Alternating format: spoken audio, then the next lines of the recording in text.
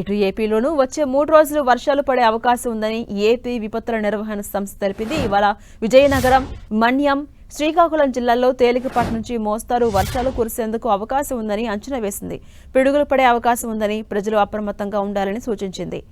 ఆంధ్రప్రదేశ్లో భిన్నమైన వాతావరణ పరిస్థితులు కనిపిస్తూ ఉన్నాయి. కొన్ని జిల్లాల్లో సూర్యుడు భగభగా మండిపోతుంటే మరికొన్ని జిల్లాల్లో మాత్రం ఆకాశం మేఘావృతమై కనిపిస్తుంది. వచ్చే 3 రోజులు రాష్ట్రంలో ఇదే తరహాలో విభిన్న వాతావరణం నెలకొంటుందని ఏపీ విపత్తుల నిర్వహణ సంస్థ అంచనా వేసింది.